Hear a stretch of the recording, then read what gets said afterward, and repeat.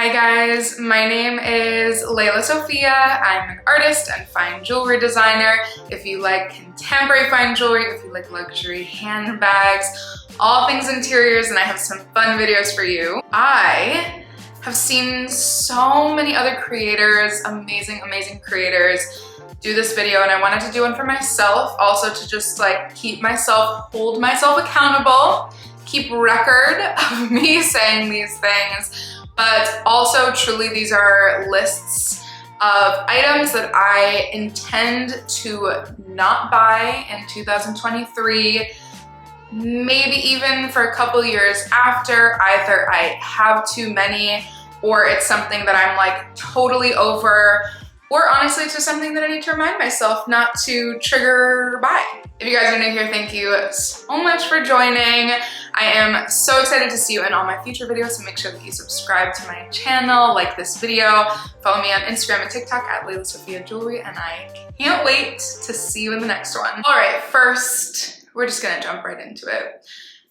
So many people are going to roll their eyes, but again, if you like me, if you like my channel, if you like the content that I've been putting out, you already know that I'm a neutrals girl, and I'm putting colorful bags / evening bags on my no buy list for 2023. These are two different categories, but honestly, they end up being very similar in my wardrobe. My Autolinger ceramic bag, I love. My Gucci Tom Ford era horsebit bag that's lavender. I have a new green Loeffler Randall bag. I guess also in my brain, it's just like easier to get a colorful bag for the evening or for kind of like event wear. Honestly, I now have like 4 to 6 bags in my collection that are like essentially just evening wear bags. Also my Dries Van Noten lizard bag. That's kind of like a burnt orange. I don't need any more. If you guys have seen, I'm working very hard on my capsule bag collection. So many people might call me boring. However, I've seen so many collectors' bag collections that are primarily black and white, and then with some colorful bags kind of like thrown in there. I haven't seen as many what I'm doing, kind of the neutrals, tans, browns, and so that's what I'm leaning into these days, other than my navy Kelly, but she's always gonna be my focal point. Next on my list, it might be controversial, but I'm gonna give explanations. Earrings. Don't need any more earrings, and quite frankly, like, this is a really stupid sounding thing to say, but I'm over earrings. I'm over the curated ear. It's been done. I feel like I've been doing it since high school. I've probably had like 17 piercings, maybe more, to be really honest with you. I had like 6 when I was 15, so we're done, we're over it. Instead of buying earrings, I will be primarily buying ear cuffs, and I have just released. You guys know that I would never talk about something unless I'm like fully obsessed with it, but from my jewelry brand, Lela Sophia Jewelry, I've had ear cuffs. I have 2 sizes of my original Ubdi Eternal ear cuffs. I love them. Literally all of my friends have one. And I just made a brand new, very conceptual style called the Wave Ear Cuff, a part of my blue collection. If you have a style icon, if you have a celebrity or a stylist who you love and you love their style, like, I should have trusted those people in my lives more, because specifically Mary-Kate Olsen wears Anna Corey ear cuffs. They have their jewelry at the Row in the city. It's just like sleeker. It's ironically a modern style, but it's actually a very ancient leaning style, which is very much so me, how I dress, my makeup, everything. I really try to honor my Moroccan heritage and every little kind of curated detail of things that I do. And an ear cuff with no earrings is just like, could not be cooler. The next category is gonna go along with my first category. And this is a hard one, and so I'm just trying to hold myself accountable because I already failed at this, but I'm gonna try my hardest to not buy bags that are off of my capsule wish list, because this is very hard, and sometimes there's just like a deal. Also, again, if you know me, my channel, I'm like a huge advocate for buying pre-loved or vintage. Also, other than the sustainability aspect, everything, it's just like so many options. And so sometimes there's a deal that just kind of you can't let go away. I totally just slipped and had to buy the row. It's half ostrich, half lizard. Mine is kind of yellow. It's very, very worn from the Real. It was from several seasons ago. It's the mini twin 2 bag. I slipped. It was under $300. It's gonna happen, but my capsule wish list, I have a running kind of updating consistently list on my phone, and I'm gonna try so hard to stick to it because quite frankly, I end up like I am now telling myself, you can't buy any evening bags again, you can't buy any colorful bags. I don't wear them as much at least, and so I'm trying to be like as edited and curated as possible. Okay, a quick category because this is almost self-explanatory. For my lifestyle currently, I don't wear heels. I hardly ever, this might be sad, but I hardly ever have like fancy events to go to. Quite frankly, only a couple a year. And so I am kind of looking in the future to curate a very small selection of heels or mules that I can just like have forever. Quite frankly, on a daily basis, I do dress quite uniform. And so if I have something a little bit dressier or a lunch or a dinner, my heeled boot collection or just the shoes that I've put into my capsule wardrobe are dressy enough. And so no matter how beautiful the heel is, I've gotten in that trap. And so I'm trying to stop that. Okay, for a big one, this is a much bigger topic.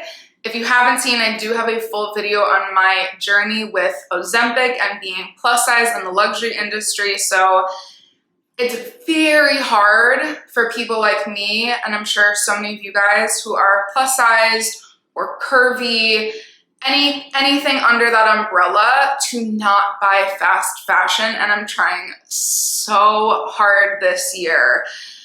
There's a trickling in of brands. I was very firm on my other videos. Quite frankly, the brands that I would want to support, my favorite bag brands, Bottega and The Row, they don't have my size. And so that's very challenging, and it's hard to then not lean on fast fashion brands. It's just not fully possible for someone like me, or at least hasn't been possible. So I'm hoping that I'll see some more change this year that will make that possible. I'm getting very political on today's video, I guess, but if you've been following me, if you've seen my videos from my very first luxury handbag collection video, you already know this. I am a huge advocate for buying pre-loved vintage, as I've already said in this video.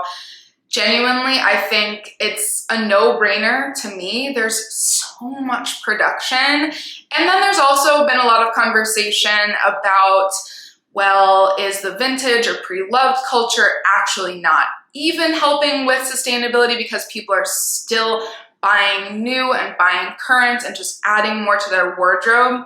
So this is gonna be kind of a two-parter one. I really am going to try my hardest to, which I genuinely don't a lot already, but I'm not gonna buy anything new. And I'm also going to make sure that I continue to be as edited as possible. My kind of dream goal is for me to have every single article of my clothing on one rack.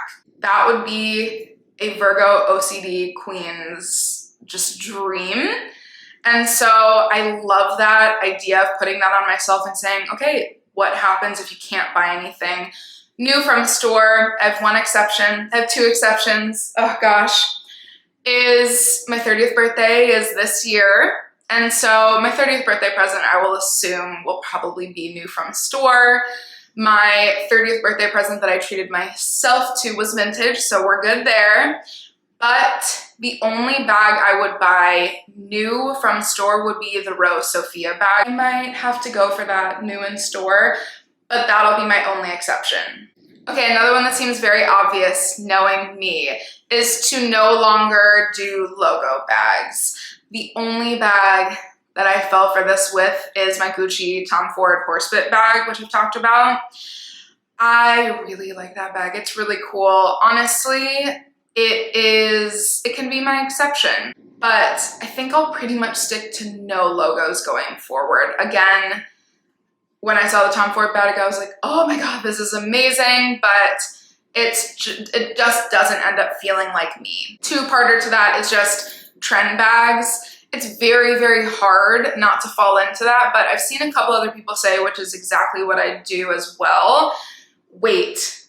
If there's a bag that you're like, oh my God, this is amazing, it just released, it's kind of trendy, it's all over the place. The sardine bag is a great example for me because I'm like, I love that bag. I'm waiting. Let me see if in another year I still love it. I'll revisit it, but trend bags you can kind of get roped into. I did that with all of my Bottega pouches. I only started getting the Bottega pouches like 2 to 3 years after they were cool and trendy. And I was just like, no, I love this bag. And now they're capsule worthy. Okay, for a home interiors one, I am studying interior design, and so I occasionally drop little interior videos here on my channel. The one thing that you have no idea, I was obsessed. I was obsessed with chairs last year. It sounds really stupid, but I was obsessed with chairs, and I felt like it just added like this beautiful little kind of noveltaic touch to my apartment. I'm no longer allowed to buy chairs because I went a little crazy, and it's also just so fun to go down the rabbit hole, especially for someone like me who's studying interiors. The only article that I might have on my list would be the terrazza sofa. So it's a sofa, not a chair, but I don't necessarily have enough room for it, but also I could rearrange my living room or my studio that we're in now for it.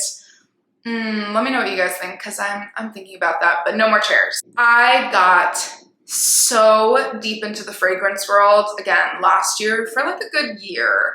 For a long time, I was watching all these amazing creators, their reviews on different fragrances. The thing with any category, really, I obviously did this with my jewelry like a lot of years ago and then created my own collection, so that's what I stick to now. But the thing is that once you know, you know. You know? I'm just kidding. But once you know your taste, your style, you can kind of hone that in.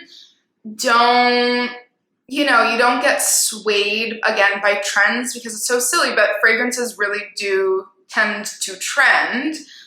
And you're not roped into gimmicks. And so my new thing, other than one that I want to purchase, and then I'll stop, is Celine Black Tie. I'm talking about that in a future video because I can't believe I haven't seen it out as much, so I'm scared to talk about it because it's the best one. It's amazing. I need that.